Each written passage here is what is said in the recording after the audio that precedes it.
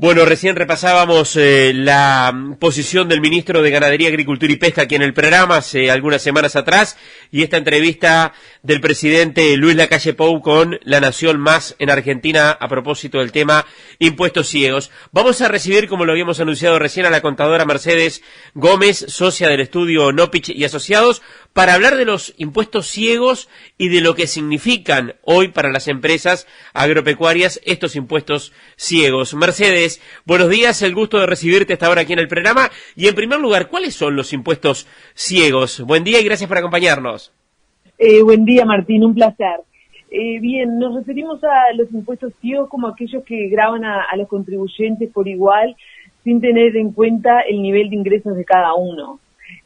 Podemos estar mencionando como impuestos ciegos en el sector agropecuario al impuesto al patrimonio, la sobretasa de impuesto al patrimonio, la contribución inmobiliaria, el impuesto primaria, y en el caso del agro también los aportes a la seguridad social, porque se hacen, a diferencia de industria y comercio, sobre la tierra, entonces también termina siendo un impuesto ciego. Claro, Mercedes, en el 2007, en la reforma tributaria, uno recuerda, el espíritu en su momento era que no se generaran estos impuestos ciegos y que se apuntara más a la renta. Bien, sí, o sea, el impuesto al patrimonio antes del 2007 para el sector agropecuario no existía. En el 2007 se reformula, pero solamente se grava a las empresas tenedoras que se llaman al portador, o sea, los que no tenían directamente la persona física atrás. Y recién en el 2013, como en lugar del ICIR que se derogó por considerarse inconstitucional, ahí se vuelve a reinstaurar el impuesto al patrimonio, gravando a estas entidades que ya estaban incluidas y a su vez a todos aquellos contribuyentes que tuvieran más de 2 millones de UI en tierra y en ficto de muebles y semovientes, que es el 40% de la tierra que explotan, en grandes líneas. Claro, vino a sustituir el impuesto a la concentración de la tierra y también se reimplanta luego el impuesto de primaria del sector agropecuario. Exacto, o sea, el impuesto a primaria se establece para todos los propietarios de inmuebles rurales que exploten a cualquier título más de 300 hectáreas, índice CONIAT 100. Lo van a pagar sobre las hectáreas de las cuales sean propietarios. Las tasas van de 0,15% a 0,3% y se aplica sobre el valor real de catastro, y ahí las franjas estas se aplican según cada padrón el valor que tiene. Mercedes, entremos en los números, estos impuestos que recién estábamos mencionando dentro de lo que son la línea de impuestos ciegos, primaria, patrimonio, contribución inmobiliaria rural.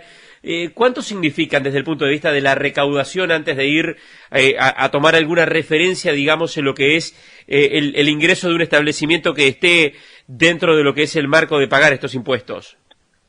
Bien, primaria en el ejercicio 2020 representó aproximadamente 15 millones de dólares.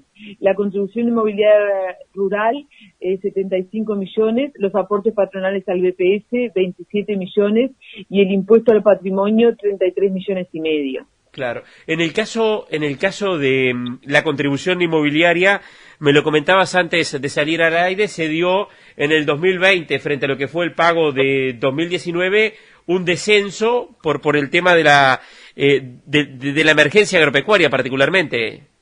Exacto, en el ejercicio 2020 se otorgó un descuento del 18% en la tasa de contribución inmobiliaria a los predios que menores a determinada superficie que estuvieran en zonas declaradas de emergencia agropecuaria debido a la sequía. Por eso el impuesto pasó de 82 millones a 75 en el 2020. Mercedes, por hectárea aproximadamente, ¿cuánto representa en el caso de una empresa que esté comprendida dentro de estos impuestos? ¿Cuánto representa aproximadamente cada uno de ellos? Obviamente que va a depender de la escala, pero tomando como una referencia media, digamos. Si tomamos una referencia media, podemos decir que la contribución inmobiliaria representa en el entorno de los $8, el impuesto al patrimonio, sin considerar sobretasa y la tasa de impuesto al patrimonio reducida de 0,75, representaría aproximadamente unos $4 o $5, y en relación a impuesto primaria, $1 y pico, casi 2. Mercedes, ¿qué pasa con los arrendatarios? ¿Están comprendidos en la mayoría de los casos en estos impuestos o no? En realidad, el impuesto a primaria y la contribución inmobiliaria la pagan los dueños de la tierra. En relación a los aportes patronales y patrimonio, sí están comprendidos. Los aportes patronales se hacen en función de las hectáreas que explota, entonces el arrendatario tendría que tomar las hectáreas sobre las cuales está realizando la explotación, y en el impuesto al patrimonio en general, el ficto de muebles y semovientes, que comprende lo que es ganado, lo que son cosechas, lo que son maquinarias, queda incluido en este ficto, que se calcula como el 40% del valor de catastro de la tierra explotada. Entonces, la respuesta a tu pregunta es que sí, son contribuyentes y tienen que pagar aunque no sean propietarios. Bien, bien. Estamos conversando con la contadora Mercedes Gómez del estudio Nopich y asociados a propósito de este tema que ha planteado el Ejecutivo de revisar los impuestos ciegos o de analizar esta posibilidad. Hace un ratito repasábamos lo que conversábamos en su momento con el ministro de Ganadería aquí en el programa y también lo que mencionaba el presidente en una entrevista con un medio argentino. ¿Cómo ve esta iniciativa del Ejecutivo, contadora? En realidad, me parece bien que se revea en el sentido de que en el día de hoy tenemos 4 impuestos que estarían gravando la tierra. Tenemos el impuesto de patrimonio con su sobretasa, tenemos los aportes patronales al BPS, la contribución inmobiliaria y el impuesto de primaria. Y a su vez, que un poco lo que tú venías de decir, que antes del 2007 no estaba grabado, que la idea siempre es manejarlo como un impuesto de control al impuesto al patrimonio, similar a lo que es en el impuesto a las personas físicas, que la idea de la reforma tributaria fue ir bajando la tasa hasta llegar a la tasa del 1 por 1000 y que sea un impuesto de control, o sea, ver lo que varía de un año a otro y que se haya pagado renta por la diferencia. A su vez, tenemos como que los aportes al BPS también se hacen en función de la tierra. En algún momento habían dicho de rever esto, pero bueno, lo bueno es que si nosotros miramos los números que estábamos viendo hoy, el impuesto a la renta acompañó lo que fue los ingresos, la rentabilidad del sector.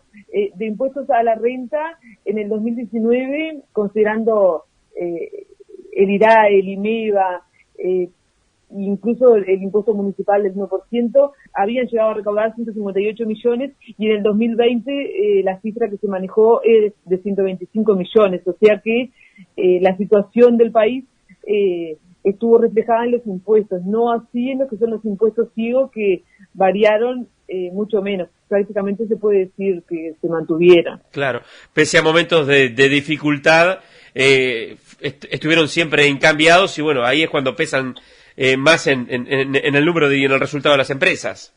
Exacto. Contadora Mercedes Gómez, socia del estudio Nopich y asociados, muchas gracias. Muchas gracias a ti, un gusto.